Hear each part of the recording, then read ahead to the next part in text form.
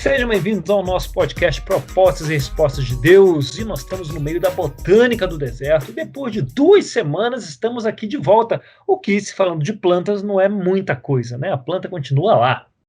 Voltando um pouquinho no tempo, a gente lembra que o povo casou, não é, com Deus no Monte Sinai, e eles eles tinham diante deles um tabernáculo. Eles descobriram no casamento que seriam um reino de sacerdotes, que era algo que eles não estavam acostumados, né? Parecia algo estranho. Então nós passamos pelo livro de Levítico, né, em um episódio onde eles precisavam aprender o que significa ser um reino de sacerdotes. Mas não é o fato deles terem recebido a lei que os transforma em sacerdotes, né? A lei não modela a realidade sozinha, eles teriam que aprender. E esse aprendizado se dá no deserto, e é por isso que nós estamos aqui. Então, se vocês me permitem um spoilerzinho, né? Spoiler alert. O livro de Números é quando eles passarão a lua de mel no deserto, né? Que será mais comprida do que eles esperavam. Então, vamos entender mais sobre o deserto, que é onde quase tudo acontece na Bíblia, e é onde tudo está acontecendo agora. E mais do que isso, é de onde os autores tiram as ilustrações, é onde eles tiram os exemplos que eles usam nas histórias, nas parábolas, nas profecias. Então, se a gente não conhece esse ambiente, a gente perde os exemplos, perde a profundidade, a riqueza do que é ensinado nas Escrituras, tanto no Antigo quanto no Novo Testamento.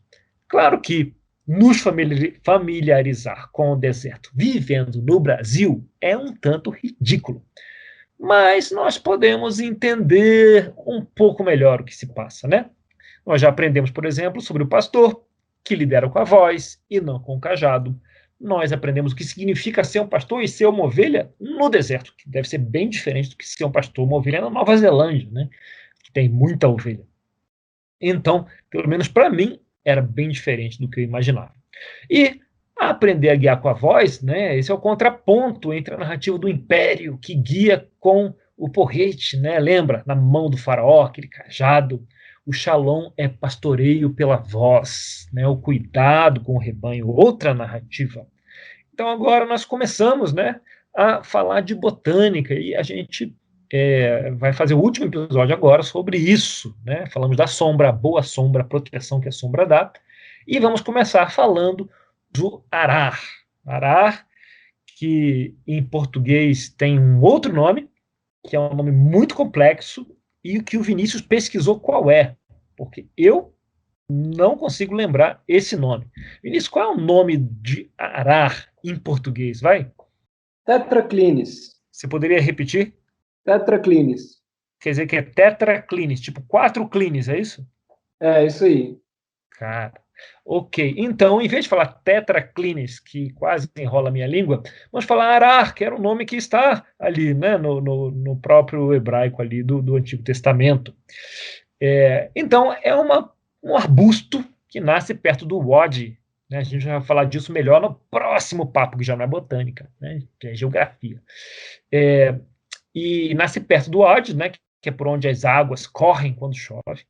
E é uma planta bonita, viu? É uma planta bonita, que dá uma frutinha bonita também. Você olha para ela, a boca até enche d'água, né? E aí, quando você pega a frutinha, e ela tem dentro dela uma substância meio leitosa. Se você, não sei se você já viu isso, né? Se você não cresceu como um pudim de apartamento, né, criado pelo YouTube, você já deve ter se deparado com umas plantinhas, quando você quebra um raminho, sai um pouquinho de um caldinho branco, né? Talvez você já tenha visto isso.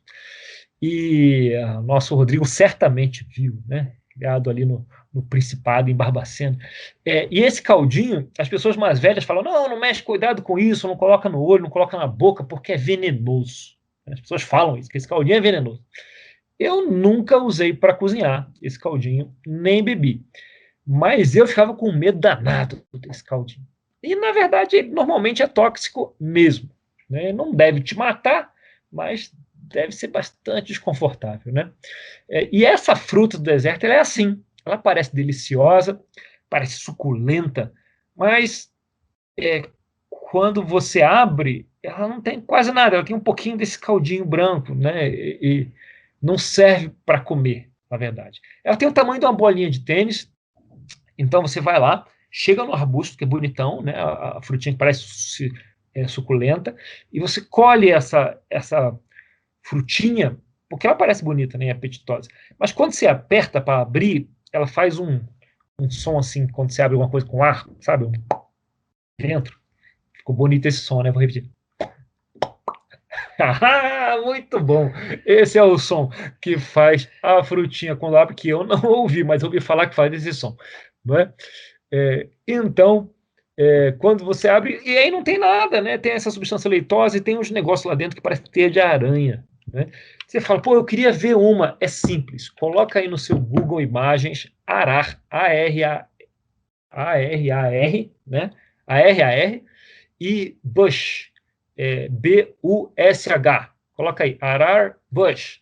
Não coloca moita de arar, porque em português o Google vai se perder. Coloca arar bush, que é isso em inglês. Você vai ver várias imagens desse arbusto e vai ver essa frutinha e algumas até abertas lá dentro. É bem nojentinho. Então, é isso, né? Essa planta dentro é meio vazia e absolutamente inútil. Como é que você sabe que é isso? Bem, há muito... Claro, né? A nossa fonte primária é lá o Bema Podcast e tem umas outras fontes secundárias, né? Eu olhei e pesquisei na internet sobre esse arbusto bastante. Então há muito debate sobre essa botânica, né? Esse arbusto que aparece na Bíblia. A fonte usada no podcast original é do Noga Hareuvene, que eu tive que pesquisar, porque o cara falou e eu fiquei pesquisando até achar, mas é Noga, em português é Hareuveni.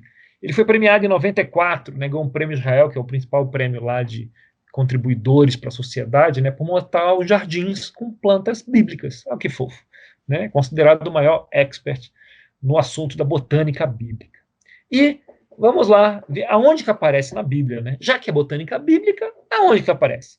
Querida, na sua voz suave e melodiosa, o que diz lá em Jeremias 17, versos 5 e 6? Assim diz o Senhor: maldito é o homem que confia nos homens, que faz da humanidade mortal a sua força, mas cujo coração se afasta do Senhor. Ele será como um arbusto no deserto, não verá quando vier algum bem. Habitará nos lugares áridos do deserto, numa terra salgada onde não vive ninguém. Nossa, até rimou, hein? O cara fez a poesia, esse Jeremias é sinistro, né? O cara faz a poesia em hebraico e rima em português. Não é para qualquer um, não, fazer isso aí. Então, a palavra que aparece no lugar de arbusto, aqui, né, em português, o tradutor traduziu para arbusto, porque ele achou que ninguém ia saber o que era. Mal sabia, não nos conhecia aqui, os ouvintes do podcast, que, na verdade, a gente não sabia mesmo, né, até hoje. E então, que tipo, no hebraico, é arar mesmo, né? A palavra, em vez de arbusto, é arar, que é uma espécie de arbusto. Esse arbusto que a gente acabou de falar aqui, né, que dá esse fruto inútil. Mas o interessante é continuar lendo para ver a segunda parte do que Jeremias escreve, e olha só que interessante o contraste. Vamos lá no verso 17, 7 e 8. Mas bendito é o homem cuja confiança está no Senhor, cuja confiança nele está. Ele será como uma árvore plantada junto às águas, e que estende as suas raízes para o ribeiro. Ela não temerá quando chegar o calor, porque suas folhas estão sempre verdes. Não ficará ansiosa no ano da seca, nem deixará de dar fruto. Ahá! E aí, parece familiar? Isso aí, a árvore que não deixa de dar fruto no tempo certo, e fica perto, as raízes ficam perto das águas correntes. Isso lembra Salmo 1, né? Lembra Salmo 1, brilhante, exatamente. Parecido, né? Qual era a planta de Salmo 1? Acácia. Nossa, tá especialista, hein? Acácia. Eu colei aqui. Aham, um pouco menos especialista. Né? Acácia é a planta de Salmo 1. Jeremias está colocando aqui esse arbusto, o arar, perto da acácia, uma planta do lado da outra. Por que ele coloca uma planta do lado da outra? Hein? O que ele quer aqui mostrar aqui? A diferença, o contraste. O contraste entre elas, né? Arar versus acácia. Uma covardia até, né? Ele está falando aqui de dois tipos de pessoas, né, claro. Uma delas confia no homem. O homem confia na força dos seus próprios braços, na própria capacidade de criar e de produzir, sem confiar no Senhor. E a outra pessoa é aquela que confia no Senhor e não na própria capacidade de produzir e de criar, né? Então ele compara com uma planta, outra planta, comparando com essas pessoas. Na metáfora que Jeremias criou tão bem aqui, a primeira pessoa que confia em si mesmo seria como um arbusto, o arar, né? Aquele que confia no homem, confia no próprio taco, né? E a aparência desse sujeito, quando você conhece o arbusto, a aparência é ótima, é uma aparência confiante, tem aquele ar de que está tudo sob controle, e é uma aparência comum até naqueles que falam mal, não é, que desdenham da narrativa de Deus, né? Parece que são pessoas que estão com tudo em ordem na vida, mas não estão, né? Tem uma aparência incrível de causar inveja, né? Tudo bonitão lá, mas por dentro não tem nada, né? Só algo vazio e até muitas vezes tóxico, né?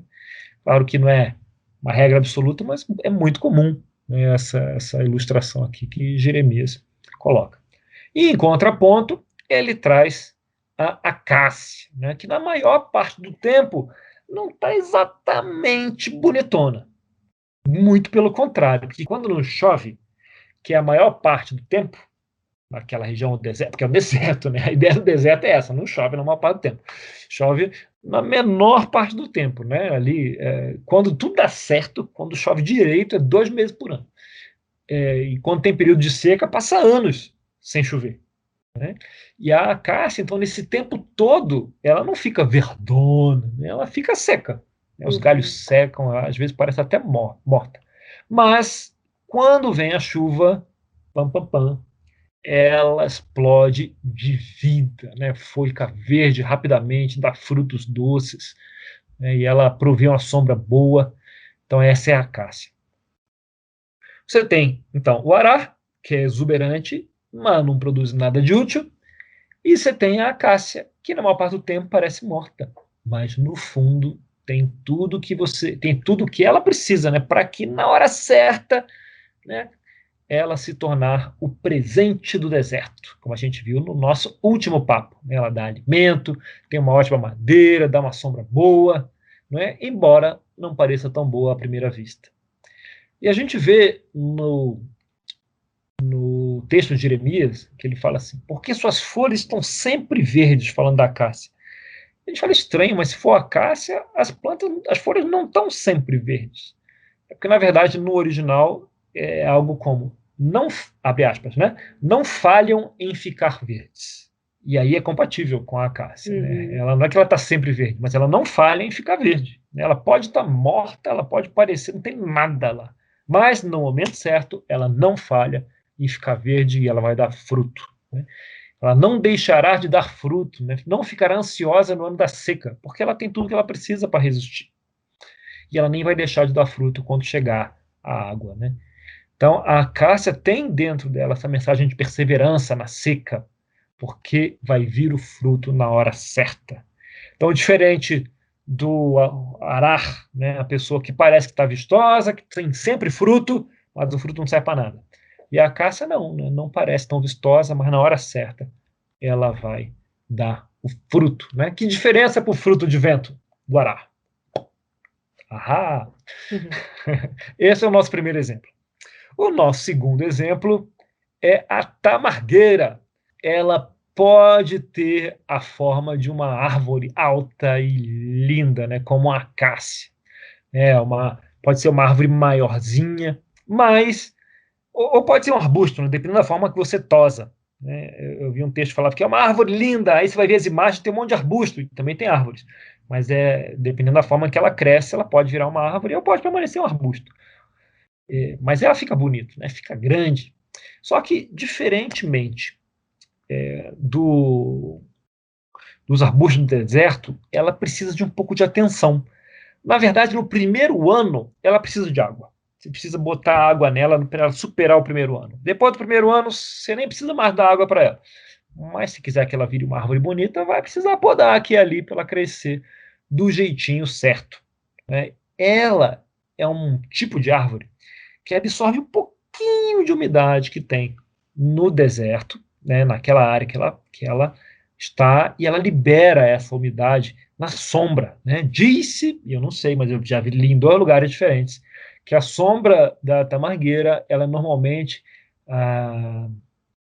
uns 2 a 3 graus mais fresca do que a sombra de outras árvores. Eu demorei um pouquinho para falar, porque aqui está em Fahrenheit, e eu tive que converter na hora. Não. Tem meu conversor mental aqui de Fahrenheit para Celsius.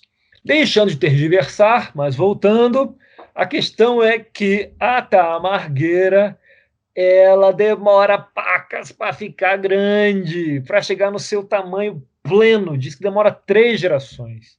Né? Uma fonte diz 3 gerações, outra fonte de 80 anos.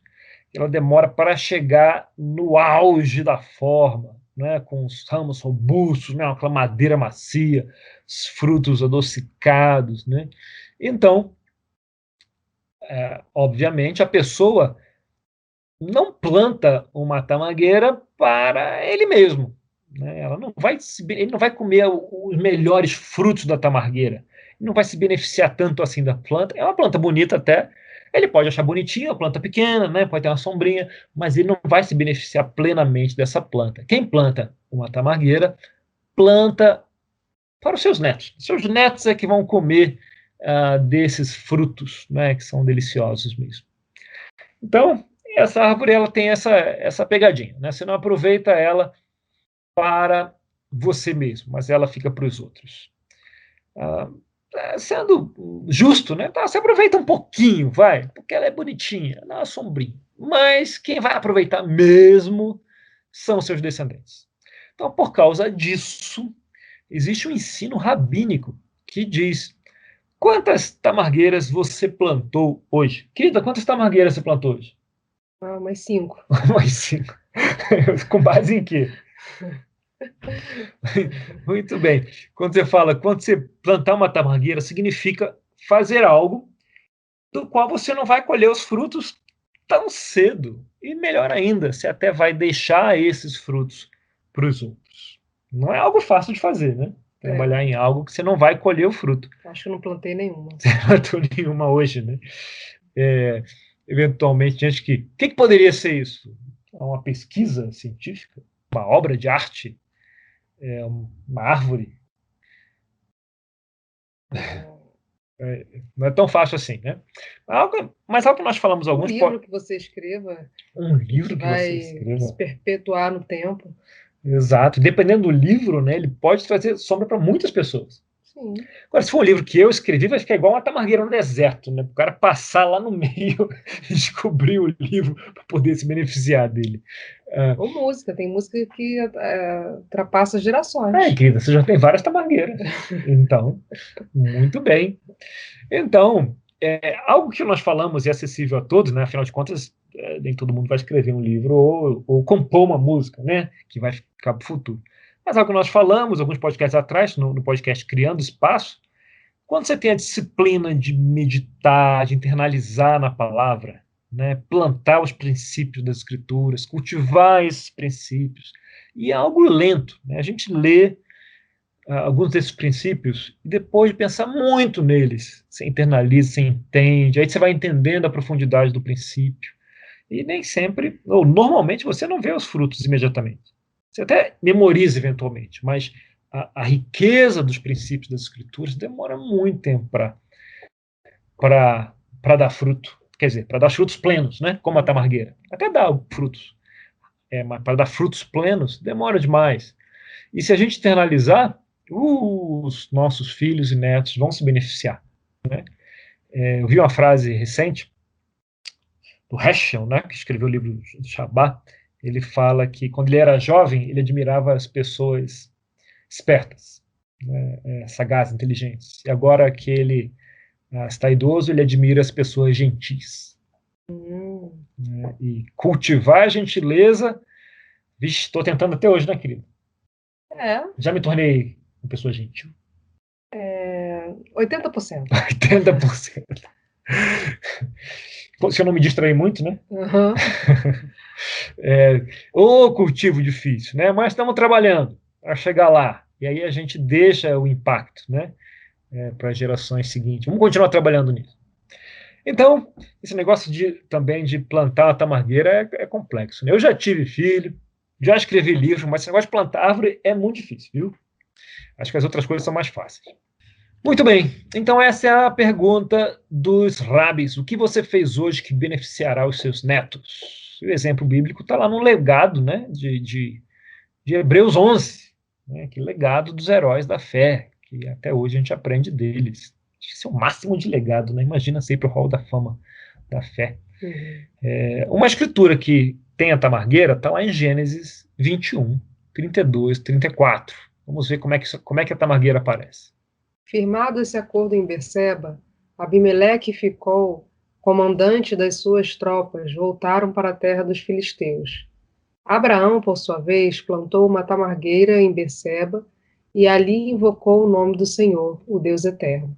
E morou Abraão na terra dos filisteus por longo tempo. Então, Abraão plantou uma tamargueira. Olha, eu costumo ler os versos, nesses versos, com muito cuidado. Leio, procuro ver cada pedacinho, né? E eu nunca lembrei dessa tamargueira. Por quê? Porque nunca me chamou a atenção, porque eu não sabia o que era uma tamargueira. Então eu passava por isso, passava reto. Né? E nunca percebi essa tamargueira aí. Imagina a tamargueira, né, plantada por Abraão, coisa simbólica. Por quê?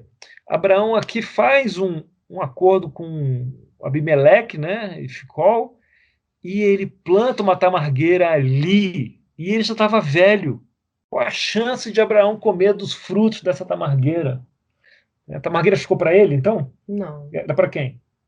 Os descendentes. Pois é, era para Rubem, para Benjamim, era para os netos, né, essa tamargueira. Então, quando Abraão planta essa árvore, ele está fazendo uma declaração, dizendo, olha, eu e os meus descendentes ficaremos aqui nessa terra por muito tempo. Muito tempo. Abraão está fazendo aqui uma declaração de fé. Ele está confiando na história, está confiando que Deus está conduzindo, que aquela era a terra onde ele e os descendentes dele iam habitar por muito tempo, e ele planta uma árvore que simboliza isso, que demora muito para crescer e para frutificar, né, naquele ponto. É algo que beneficiará outras gerações e não a dele. A planta é um presente que ele dá para os netos. Ele declara, então, que crê na promessa. Muito bem. E aí? E você? Que tamargueiras nós temos plantado, né, em nossas vidas, cultivado, podado em nossas vidas para dar um fruto, que vão dar fruto depois de um bom tempo e vão ficar para as gerações seguintes. E com isso nós fechamos a botânica. Maravilha. No nosso próximo papo, nós vamos falar um pouco de geologia, vamos falar dos Oades, dos Enguedes, e vamos entender o que é esse tal de Rio de Água Viva. Já ouviu falar nisso? Sim. Rio de Água Viva, aonde você ouviu falar nisso? Na Bíblia. Isaías 55. Exato. Tem outro cara que falou disso também. Jesus? Jesus, por acaso? Seria Jesus? Seria esse cara aí. Vamos entender da onde ele tirou essa ideia aí e o que isso tem a ver conosco no nosso próximo papo. Então, muito obrigado pela sua participação, ou sua audição, pelo seu tempo. Se quiser ficar um pouco mais conosco, temos uma discussão. Se não, até a próxima conversa. E aí, meus amigos, seus plantadores de tamargueira, ou colhedores de arar, de fruto de arar. Porque imagina, num mundo pré-Google, né, quando a NVI foi feita, não dá para imaginar que as pessoas iam descobrir o que era um arar. A tradução é bem adequada, se chamar de arbusto. Né?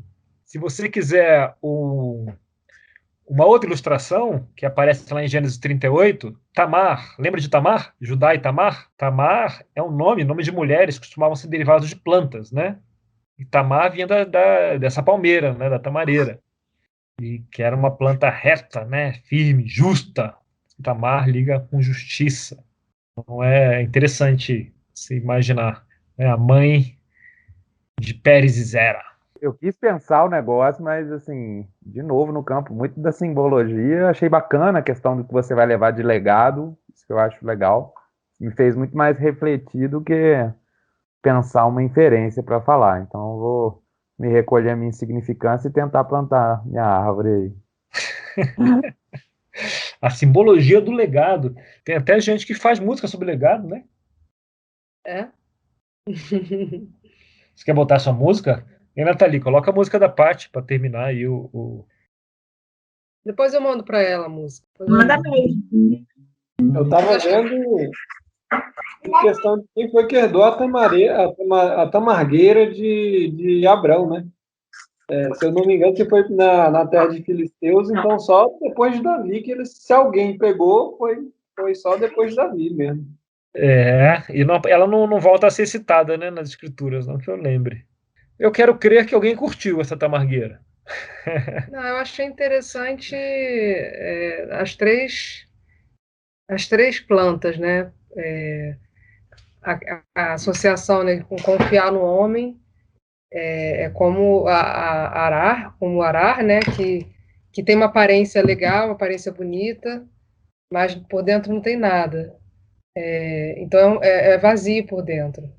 Então, quando a gente não confia em Deus e confia na gente, na nossa força, é vazio.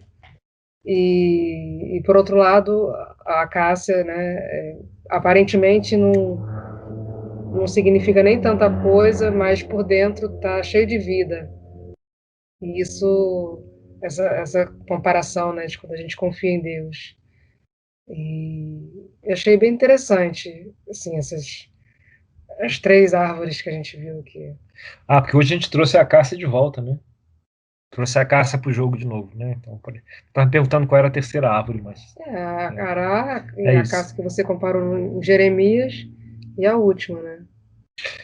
O Ará foi promovido a árvore também. Um Arbusto. Um Né? arbusto, né? Dependendo do que você faz, ser arbusto é melhor do que ser árvore, né? Ninguém vai ficar cortando você para caçar madeira. Eu fiquei pensando na questão do fruto, né, do resultado. De certa forma, sempre você vai ter uma recompensa, né, para aquilo que você faz. A própria ação que você faz, de certa forma, você tem a sua recompensa naquela ação. Mas eu acho que você enxergar Deus, enxergar as possibilidades da eternidade, né? Não só para você, seus descendentes, e poder vislumbrar o relacionamento desses descendentes com Deus. Ou se você simplesmente vai ficar satisfeito com aquilo que você já realizou, né? Faça um bom trabalho, claro que vai ter um resultado para as outras pessoas, claro que vai ter algo que vai surgir daquilo, mas se você se satisfaz só com aquilo, ou se você não enxerga algo além do que você está fazendo para si próprio. Eu fiquei pensando nisso. Assim. Você vê que não é à toa que há tantas partes das escrituras, e talvez o Salmo 119 seja um dos grandes exemplos disso, onde as pessoas, Davi fazia muito isso, né, expressa o prazer em meditar nos mandamentos de Deus. Né? E para a maior parte dessas pessoas que expressam isso, eles não estão lendo os mandamentos ou estudando os mandamentos para conhecê-los, para aprendê-los. Realmente eles já aprenderam com 6 anos, com 7 anos, com 8 anos, mas eles passam a vida, né, ao longo da vida, meditando nesses mandamentos. Quer dizer, absorvendo, aprendendo, meditando, né, trabalhando esses mandamentos na consciência deles, vez após vez, vendo o que Deus vai revelar, comparando com os desafios, as coisas que eles aprenderam, que eles passaram, com os ensinos, com os mestres, vez após vez, vez após vez. E isso Isso é algo, a meditação no mandamento, mas o mandamento você já leu 100 vezes, literalmente, se lê a 100ª, não parece que vai trazer um fruto grande para você. Mas no tempo certo, eventualmente, né, quando vier a água, no tempo certo, ele pode dar fruto. Né? Ou talvez, vez após vez, você vai se transformando, como a brincadeira da gentileza. Né? Você vai crescendo 1%, 1%, 1%. Alguns anos atrás, eu tomei uma decisão de ser gentil com todo mundo, especialmente com quem não merece. Entende? Não é até com quem não merece, não é isso. É especialmente com quem não é gentil comigo. Por quê? Porque eu percebia que, em algumas ocasiões, quando alguém não era gentil comigo, eu engrossava, né? E ia para o mesmo tom. E isso bem, isso não é amar o próximo ou amar o inimigo, né? Então, eu decidi isso. Eu percebi que o fato de decidir isso não garante que eu vou agir assim. Né? Porque, como a Paty falou aqui, às vezes eu estou distraído, né? Mas, ao longo do tempo, a minha taxa de gentileza, vamos dizer assim, ela tá melhorando. Tá melhorando. Aí eu leio lá a frase do Heschel, né? Fala, quanto mais velho, fiquei mais velho, aprendi a admirar as pessoas gentis. Falei, é isso, eu tenho que trabalhar para ser gentil. Eu já me vejo como uma pessoa gentil, eu me enxergo como uma pessoa gentil, mas eu sei que em algumas situações eu não consigo ser, né?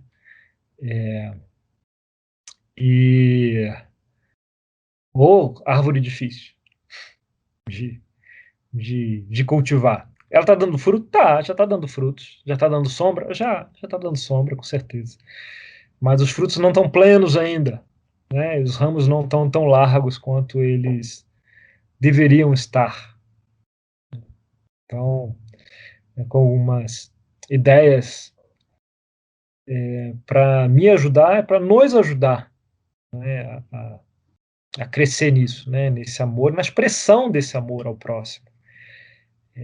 Que vai além, claro, da gentileza. Mas começa na gentileza. A gentileza é um bom começo, né, para a gente expressar amor, né, e conseguir amar os demais. E eu vou compartilhar mais isso com a base do nosso próximo papo, do nosso próximo episódio. Tá bom? Ideias que estão sendo plantadas nas nossas cabeças aqui. Né? Tá bom?